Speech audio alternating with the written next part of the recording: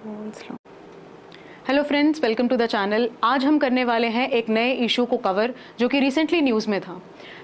हम लोगों ने देखा कि कैस्पियन सी जो है वो श्रिंक कर रहा है, यानी दुनिया का सबसे बड़ा इनलैंड सी जो है वो क्राइसिस के अंदर है। It is very much cause of concern and we must know कि ये क्यों हो रहा है, इसकी लोकेशन कहाँ पर है। बिकॉज यूपीएससी पीसीएस जैसे एग्जाम्स के लिए ये जानना बहुत ज़्यादा ज़रूरी हो जाता है, बिकॉज प्लेसेस ऑफ न्यूज़ पूछे जाते हैं प्रीलिम्स के अंदर।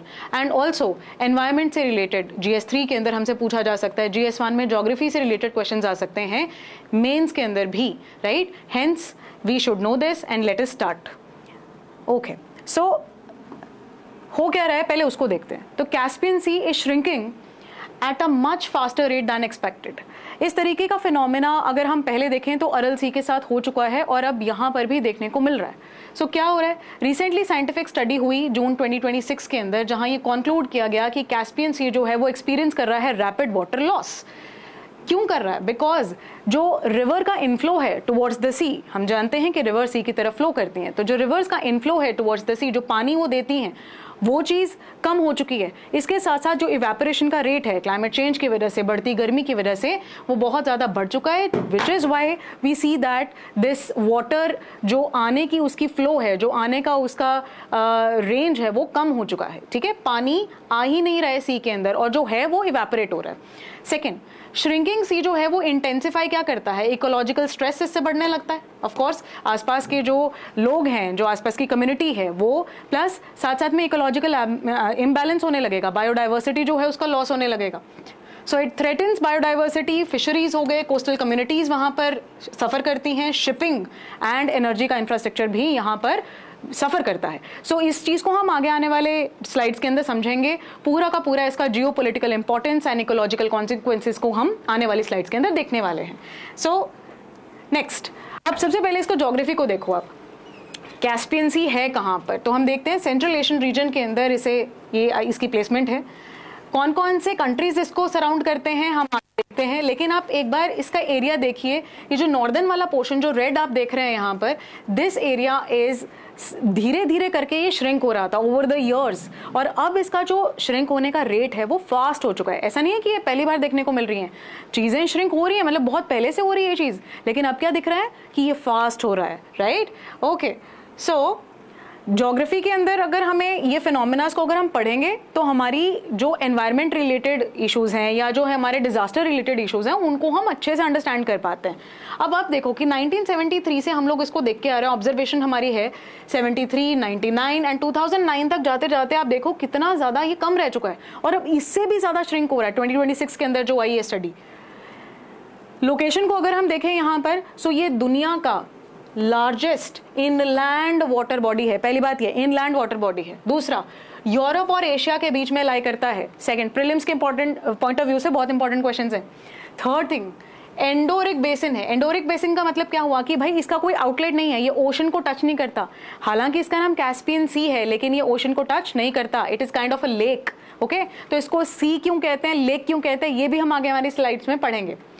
नेक्स्ट थिंग, सरफेस एरिया आप देखिए काफी ज्यादा बड़ा है, लेकिन अगर आप देखें धीरे धीरे करके ये श्रिंक हो रहा है। सैलिनिटी इसकी अराउंड 1.2% है, दैट इज ब्रैकिश वाटर है इसके अंदर। इट मीन्स क्या हुआ कि सॉल्टी वाटर आपको यहाँ पर मिलेगा, तो ये भी ध्यान रखना है। ओके, कि फ्रेश वाटर है कि सॉल्टी वाटर है, तो 1.2% की सैलिनिटी यहाँ पर है। इसके अलावा ये बहुत बहुत इंपॉर्टेंट चीज प्लेसेस ऑफ न्यूज के पर्सपेक्टिव से हमें ध्यान में रखना है। 5 देश हैं यहाँ पर जो इसको टच करते हैं, राइट। कौन कौन से देश हैं? It is Russia, Kazakhstan, Turkmenistan, Iran, Azerbaijan. जिनमें से आप देखेंगे 2 कंट्रीज तो सेंट्रल एशियन कंट्रीज हैं। रशिया आपका यूरेशियन कंट्री हो गया, ईरान और आजरबाईजान भी इसके साथ साथ में है। ईरान आपका एशियन कंट्री हो गया। अभी हम इसको मैप के थ्रू देखते हैं। हियर सी, राइट साइड पे अगर आप देखेंगे तो यहाँ कजाकिस्तान है, ठीक। इसके साथ साथ आप ऊपर की तरफ देखेंगे, हियर इट इज रशिया, ये देख सकते हैं आप, रशिया हो गया, कजाकिस्तान हो गया। इधर नीचे आते हैं तो तुर्कमेनिस्तान हो गया, नीचे आएंगे Iran, and on the left side it is Azerbaijan. तो इसको याद करने का क्या तरीका रह सकता है? KIRAT, कीरत के नाम से आप याद रख सकते हैं। के for Kazakhstan, Iran, Russia, Azerbaijan and Turkmenistan, या तो ऐसे याद रख लो, या क्या तरीका है, तारीख के नाम से याद रख लो, जो आपको बेटर याद रहे वैसे आप कर सकते हैं इसको। दोनों आपके एक तरीके के एब्रीवेशंस बन गए जिससे आपको याद रख सकता है, न्यूमोनिक्स एक तरीके के बन जाते हैं। अब अगली चीज कि हमने फर्स्ट स्लाइड के अंदर ये देखा था कि कारण क्या है, कारण वन ऑफ द ये है कि जो रिवर का इनफ्लो है वो बहुत कम हो चुका है। तो इसमें जो सबसे बड़ी नदी पानी अपना इनपुट देती है वो कौन सी है, वो वोल्गा रिवर है। वोल्गा रिवर को आप यहाँ ऊपर देख सकते हैं, रशिया से आती हुई ये नदी है और इसका पानी सबसे ज्यादा है जो ये कैस्पियन सी में दे रही है out of all the reverse. इसके अलावा यूराल रिवर, कूरा और टेरेक। यूराल आप देख सकते हैं यहाँ पर है, here it is, and another one which is your Kura river, वो यहाँ पर आप देख सकते हैं, ये जॉर्जिया आर्मीनिया से होती हुई अजरबैजान की तरफ जा रही है और कैस्पियन सी में फॉल कर रही है। इसके बाद एक रिवर है टेरेक रिवर जो आपकी कॉकेशियस रीजन से यहाँ से निकलती है and it flows through the area of Iran and then goes into Caspian sea. ठीक है, तो ये ध्यान में रखना है बहुत अच्छे से, क्योंकि प्रीलिम्स में यहाँ से बहुत सारे क्वेश्चंस बन सकते हैं डिफरेंट डिफरेंट कॉम्बिनेशंस के साथ। फाइन, आगे बढ़ते हैं। अब इसको सी क्यों कहते हैं, है ना, है तो ये ओशन को तो टच नहीं करता, पर इसको सी क्यों कह रहे हैं। सो देखो इसमें ऐसा है कि ये दोनों एक लेक और सी के फीचर्स के साथ है, इसीलिए इसको हमने ऐसा कहा। अब पहले देखते हैं कि लेक के क्या फीचर्स हैं। तो लेक के फीचर्स क्या है कि ये लैंडलॉक्ड है जी, दूसरा इसका कोई नेचुरल आउटलेट नहीं है। ठीक, आप देख सकते हैं ये लैंडलॉक्ड है सब जगह से। वाटर लेवल कंट्रोल करता है कौन, रिवर्स के थ्रू होता है या इवेपोरेशन, या तो नदियां अपना पानी देंगी तो पानी का इनपुट आएगा कैस्पियन सी के अंदर, वाटर लेवल राइज करेगा, इवेपोरेशन होगी तो इससे पानी घटेगा। ठीक है, तो पानी का घटना या बढ़ना डिपेंड किस पे कर रहा है, रिवर्स और इवेपोरेशन पे। नेक्स्ट थिंग, सी के फीचर्स इसमें क्या क्या है, सलाइन वाटर है, like I told you brackish water है। दूसरा बहुत बड़ा साइज है, आप देखिए बहुत बड़े स्क्वायर किलोमीटर एरिया के अंदर ये फैला हुआ है। और अगली चीज मरीन बायोडाइवर्सिटी, बहुत सारी ऐसी स्पीशीज हैं एंडेमिक स्पीशीज जो यहाँ पाई जाती हैं और इस श्रिंक होते हुए कैस्पियन सी की वजह से उन एंडेमिक मरीन स्पीशीज को बहुत ज्यादा खतरा होने वाला है। राइट, अब देखते हैं आगे। आगे बढ़ने से पहले आपके लिए गुड न्यूज है, अरोड़ा इस क्लासेस लेकर आ रहा है नया बैच जो कि स्टार्ट होने जा रहा है 27 जुलाई को। तो जो बच्चे हमारे पिछले बैच में ज्वाइन नहीं कर पाए थे वो इस बैच में जरूर ज्वाइन कर सकते हैं। मंडे को स्टार्ट होने जा रहा है 27 जुलाई। फाउंडेशन बैच है, 5 घंटे की डेली क्लासेस होंगी, 2 सब्जेक्ट्स करवाते हैं हम लोग और सीसैट की क्लास डेली होती है। ओके, और इसके साथ साथ एक और बहुत ही बढ़िया न्यूज है आपके लिए, 1 करोड़ की अरोड़ा इस क्लासेस देने जा रहा है, जिसके अंदर हम लोग एक टेस्ट कंडक्ट कर रहे हैं जो कि 26 जुलाई को होगा। ठीक, 26 जुलाई दैट इज संडे होने जा रहा है, दोपहर 12 बजे इसका टाइमिंग है। आप इसको देने आ सकते हैं हमारे ऑफलाइन सेंटर बठिंडा के अंदर। और इसके साथ साथ अगर आपको और ज़्यादा डिटेल्स जाननी है, इसका सिलेबस जानना है, तो आप यहाँ पर कांटेक्ट कर सकते हैं। हम लोग आपको एक डिटेल सिलेबस प्रोवाइड करेंगे जिसको आपको तैयार कर आना होगा और ये एनसीईआरटी बेस्ड होगा। Right, so all of you are most welcome. आगे बढ़ते हैं। अब अगली बात कि भाई कैस्पियन सी जो है वो श्रिंक कर क्यों रहा है, मेन कारण क्या है इसके, वो हमें देखना पड़ेगा। तो पहले मैंने आपको क्या बताया कि पानी का जो फ्लो है, रिवर इनफ्लो जो है वो कम हो चुका है, पानी का विड्रॉल बहुत ज़्यादा हो गया क्योंकि वाटर कंजम्पशन बढ़ती जा रही है। अब बढ़ती हुई पॉपुलेशन के साथ पानी की जो ज़रूरतें हैं, नेसेसिटी है, वो बढ़ गई है। दूसरी चीज़ इरिगेशन को लेकर, पानी ऑफकोर्स यहीं इस एरिया के अंदर यहीं से पानी यूटिलाइज किया जाएगा। रिवर्स का डाइवर्जन हो चुका है। आप देखेंगे तो यहाँ पर डैम्स कंस्ट्रक्ट कर दिए गए हैं वोल्गा रिवर के ऊपर, यूराल के ऊपर, रशिया वाली साइड में। तो बहुत जगह पर यह भी क्रिटिसिज्म हो रहा है कि Russia is responsible, is one of the reasons is this कि वहां पर डैम्स आपने कंस्ट्रक्ट कर लिया और आप पानी को नीचे नहीं आने दे रहे हैं, जिसकी वजह से कैस्पियन सी के जो सराउंड पॉपुलेशन है वो सफर कर रही है। राइट, इकोलॉजिकल इम्बैलेंस हो रहा है। So that was another reason. Now the climate change, तो जैसे मैंने बताया बढ़ते हुए टेम्परेचर के साथ इवेपोरेशन का रेट बढ़ जाएगा और इसी वजह से स्नो का एक्यूमुलेशन यहाँ पर कम हो जाएगा। ठीक है, हम दिन भर दिन देख भी रहे हैं आर्कटिक वार्मिंग बहुत ज्यादा न्यूज के अंदर है। तो ओवरऑल आप देखो कि ग्लोबल वार्मिंग की वजह से पूरा असर पड़ रहा है। ह्यूमन एक्टिविटीज, ऑफकोर्स ये ह्यूमन इंटरवेंशन की वजह से होती हैं चीजें खराब। तो इंडस्ट्रियल एक्सपेंशन हो रहा है क्योंकि इंसान डेवलपमेंट के नाम पर एनवायरनमेंट को खराब कर रहा है। फिर अर्बनाइजेशन के इश्यूज, पॉल्यूशन और water extraction for your own needs, industrial needs की वजह से। फॉलोइंग दिस इकोलॉजिकल कॉन्सिक्वेंसेज अब क्या हुए, इसकी वजह से असर क्या पड़ा, तो असर ये पड़ा कि जी हमारी बायोडाइवर्सिटी जो है वो अंडर थ्रेट आ चुकी है।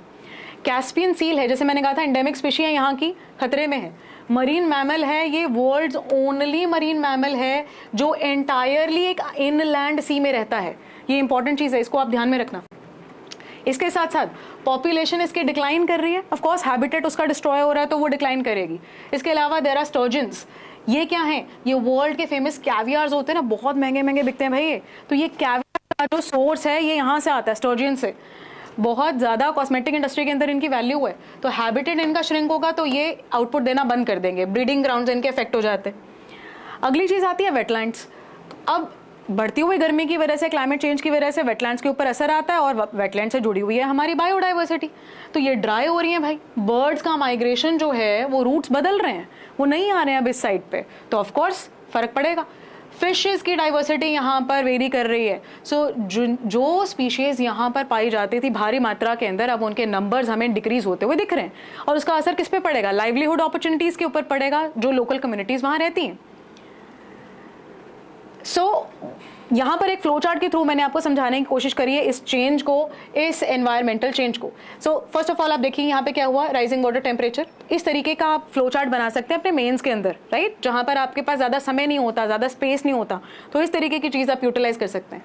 सो rising water temperature leads to higher evaporation and that leads to lower water levels, increase salinity, algal blooms आने स्टार्ट हो जाएंगे।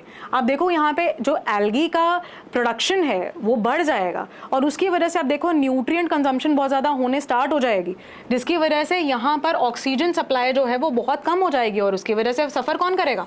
फिशेज सफ़र करने वाली है, ठीक है। तो जो न्यूट्रिएंट्स रिक्वायर्ड हैं फिशेज को लेकर वो यहाँ पर नहीं रहने वाले, ऑक्सीजन नहीं मिलेगा, और कोलैप्स हो जाएगा यहाँ पर पूरे के पूरे एक्वेटिक सिस्टम का, राइट। ये चीजें हम एनवायरनमेंट के अंदर बहुत ज्यादा पढ़ते हैं, बायो एक्यूमुलेशन के बारे में पढ़ते हो, बायो मॉडिफिकेशन के बारे में पढ़ते हो, राइट।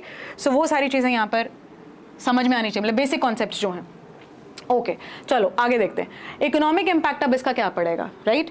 अब पैसों की बात हमेशा आती है, एनवायरनमेंट के साथ ही डेवलपमेंट अच्छी लगती है ना, अदरवाइज आप सब डिस्टर्ब हो जाएगा आपका सिस्टम। सो देखो इकोनॉमिक इम्पैक्ट पहला क्या हुआ, हमने बात करी फिशरीज की, फिश प्रोडक्शन कम होगी तो लाइवलीहुड पे असर पड़ेगा। शिपिंग, पोर्ट्स पर चालू होते जा रहे हैं, पानी नहीं है भाई, तो आप देखो पोर्ट में दिक्कत आएगी, शिप वहां पर नहीं रुक पाएगा, नेविगेशन के इश्यूज आएंगे, और फिर उससे क्या होगा, कॉस्ट जो है उसको मेंटेन करने का, वहां पर काम करने का, वो ऑब्वियसली बढ़ता जाएगा। ऑयल एंड गैस के इश्यूज, ऑफ शोर इंफ्रास्ट्रक्चर जो है वो अफेक्ट हो रहा है। देखो लालच की वजह से एनवायरनमेंट को हम लोग डिस्ट्रॉय करते हुए आ रहे हैं, तो हम क्या देख रहे हैं कि कैस्पियन सी के आसपास भी बहुत सारे इस तरीके के रिजर्व्स हैं, और उनकी ओवर एक्सप्लॉयटेशन की वजह से, इंडस्ट्रियल एक्सपेंशन की वजह से ये डिस्ट्रक्शन हो रहा है। फिर अगली चीज क्या आ गई, टूरिज्म। अब टूरिज्म का तो ऐसा है कि रिस्पॉन्सिबल टूरिज्म अभी जनता नहीं जानती है, इतना ज़्यादा लोग अवेयर नहीं है इस बारे में कि रिस्पॉन्सिबल टूरिज्म नाम की भी कोई चीज़ होती है। हम जाते हैं, एंजॉय करते हैं, लेकिन हम उस एरिया के पर्यावरण के बारे में, उस एरिया के नेचुरल हैबिटेट जो वहाँ पर एग्जिस्ट करता है उसके बारे में हम कम सोचते हैं, है ना, अवेयरनेस नहीं है क्योंकि।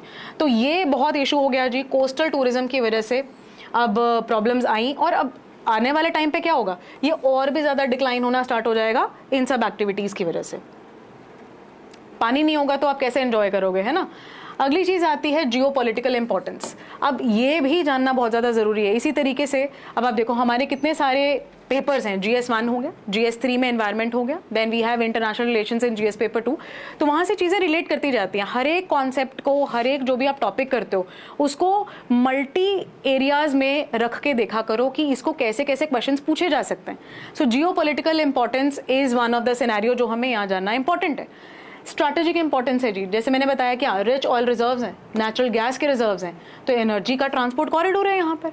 अगर हम देखें अदरवाइज ऑल्सो, तो यहाँ पर हम INSTC की बात कर रहे हैं, हमारे इंटरनेशनल कॉरिडोर जो है, इंडिया भी इसके अंदर पार्टिसिपेट कर रहा है, अक्रॉस एशिया एंड यूरोप ये बनने जा रहा है। चाइना यहाँ पर आप जानते हैं कि कनेक्टिविटी कर रहा है फ्रॉम एशिया टू यूरोप, तो उसको लेकर कैस्पियन सी एक इंपॉर्टेंट फैक्टर था, राइट, जो आने वाले समय पे दिक्कत हो सकती है, like I was saying trade connectivity को लेकर, रीजनल सिक्योरिटी ऑल्सो, राइट, चाहे फिर वो फूड सिक्योरिटी हो, इकोनॉमिक सिक्योरिटी हो, ऑफकोर्स ये फर्क पड़ेगा। इसके अलावा आपका इंपॉर्टेंट कंट्रीज कौन कौन सी इसके अंदर रहेंगी। So like I told you कि जो कंट्रीज इसको टच करती हैं, हमने तारीख किया था, ठीक है, I hope all of you remember this now, है ना, या कीरत के नाम से हम लोगों ने किया था इसका एक न्यूमोनिक्स, इससे आप इसको याद रख सकते हैं, Russia, Kazakhstan, Azerbaijan, Iran and Turkmenistan. ठीक, सो लास्ट में देखो यहाँ पर मैंने मेंशन किया that it is world's important hydrocarbon producing zones. One of the most important zone जो है हाइड्रोकार्बन प्रोड्यूसिंग, वो ये वाला जोन है। तो आने वाले टाइम पे आप देख सकते हो और ज्यादा एक्सप्लोटेशन होगी इस एरिया की, अगर हमने यहाँ पर कंसर्न शो नहीं किया। कंजर्वेशन कैसे करनी चाहिए, अब इसकी पॉइंट यहाँ पर आता है कि कैसे हमारी जो वहाँ की लोकल कम्युनिटी है और ग्लोबल कम्युनिटी है उसे यहाँ पर एफर्ट्स देने चाहिए। Number 1 regional cooperation. तो ये जो 5 लिटोरल कंट्रीज हैं जो टचिंग कैस्पियन सी हैं, उनको तो सबसे पहले आगे आना होगा, और वो कर रही हैं, they have started already. But एक ब्लेम गेम के अंदर आप पड़ जाते हो। ईरान और रशिया को ज़्यादा ब्लेम किया जाता है फॉर द एक्सप्लॉटेटिव एक्टिविटीज़, तो वो चीज़ थोड़ा सही नहीं होता। If all of them come together then it will be very beneficial. इसके अलावा सस्टेनेबल रिवर बेसिन मैनेजमेंट आप कर सकते हैं कि पानी की जो किल्लत आ रही है, आप पानी को ज़्यादा सी से निकालते जा रहे हैं और यूटिलाइज कर रहे हैं उसे इंडस्ट्रियल पर्पज़ या अदर पर्पज़ के लिए, तो वो चीज़ को आप सस्टेनेबल तरीके से मैनेज कर सकते हैं। एक्सेसिव विड्रॉल को आप रिड्यूस कर सकते हैं। इसके साथ साथ क्लाइमेट मिटिगेशन आप करना स्टार्ट कीजिए। तो इसमें क्या करेंगे, पॉल्यूशन को कम करेंगे। ग्रीन हाउस गैस एमिशंस की वजह से जो कि इंडस्ट्रीज़ के, अब देखते हैं ना इंडस्ट्रीज आसपास हैं तो ग्रीन हाउस गैसेस बहुत रिलीज हो रही हैं, उससे क्या है फिर वही बात कि एक्वेटिक सिस्टम तो डिस्ट्रॉय हुआ, हवा, पानी, मिट्टी, everything is getting destroyed, automatically वो आपके इकोनॉमिक कॉन्सिक्वेंसेज उसको देगा, है ना। ओके, सो एनवायरमेंटल और इकोनॉमी को अगर बचाना है तो उसके लिए क्लाइमेट मिटिगेशन करना पड़ेगा। चीज़ें खराब होने से पहले ही आपको तैयारी करनी पड़ेगी, ये मतलब होता है मिटिगेशन का। चीज़ें खराब होने से पहले आप तैयारी करो। इसके बाद इम्प्रूव अडेप्टेशन स्ट्रैटेजीज। अब देखो ऐसा तो है कि ये क्लाइमेट चेंज हम इस हद तक लेकर जा चुके हैं कि अब हमें इसके साथ रहना सीखना होगा। हम इसे ठीक करने की कोशिश कर रहे हैं, लेकिन जो चीज़ें अब बिगड़ चुकी हैं उसके साथ रहते रहते हमें अपने आप को ढालना होगा। इसको कहते हैं अडेप्टिव मेजर्स। तो ये अडेप्टिव मेजर्स जो मुझे करने हैं, जैसे आज की डेट में एग्जाम्पल के तौर पर मैं आपको समझाती हूँ कि अगर हम देख रहे हैं कि पॉल्यूशन बहुत बढ़ रहा है तो हम इलेक्ट्रिक व्हीकल्स के ऊपर, है ना, शिफ्ट हो रहे हैं। इलेक्ट्रिक व्हीकल्स, हालांकि उसके अंदर ये है कि बिजली जो है वो आपकी कोयले से ना आए, बिजली जो है आपकी रिन्यूएबल एनर्जी से आए, तब वो ज़्यादा इफेक्टिव होगा। बट इस तरीके की चीज़ें आप अडेप्टिव हो जाइए, आपकी स्ट्रैटेजी आप चेंज कीजिए जैसे जैसे समा आ रहा है। Pollution control, industrial waste water जो है उसका ट्रीटमेंट आपको करना चाहिए और उससे पानी सेव होगा, ठीक है। और ऑयल स्पिल प्रिवेंशन, ये बहुत ज़्यादा प्रॉब्लम आती है जहाँ पर सीज होते हैं और वहाँ पर शिप्स आती हैं, इंडस्ट्री जो है जहाँ पर काम करती हैं, इंपोर्ट एक्सपोर्ट का काम होता है, तो वहाँ पर ऑयल स्पिलेज के इश्यूज बहुत ज़्यादा आते हैं। हेंस इसको प्रिवेंट करना बहुत ज़रूरी है, क्योंकि ये इतना ज़्यादा यहाँ पर पॉल्यूशन फैला देगा वाटर के अंदर कि एक्वेटिक लाइफ जो है वो पूरे तरीके से बर्बाद हो जाएगी। Fine, okay. And now the last thing, practice question. अब हमने सारा टॉपिक समझ लिया, वी हैव अंडरस्टूड एवरीथिंग। अब हम करेंगे क्वेश्चन को। With reference to the Caspian Sea, consider the following statements. पहला स्टेटमेंट आपके सामने आ रहा है, it is world's largest enclosed inland water body and forms an endorheic basin. Second, Volga river contributes to largest share of the fresh water inflow into the Caspian Sea. Is it right or not?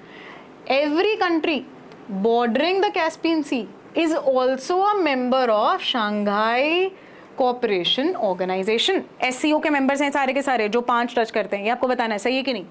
A decline in the Caspian sea's water level is likely to reduce the extent of coastal wetlands and affect the breeding habitats. The Caspian sea is connected to the Black sea through a natural navigable waterway. Caspian sea Black sea से connected है through a natural navigable waterway. तो इस question के अंदर मैंने try किया है कि हर पर्सपेक्टिव जो है वो आ जाए, जो भी आपने नॉलेज अभी तक गेन करी है इस टॉपिक के अंडर मेरे साथ। और इस क्वेश्चन को आप अटेम्प्ट कीजिए कि how many of the statements given above are correct, ये आपको बताना है। तो कमेंट सेक्शन के अंदर आप अपना आंसर रखिए और अगली वीडियो के अंदर हम आपके साथ आंसर इसका शेयर करेंगे। Thank you very much.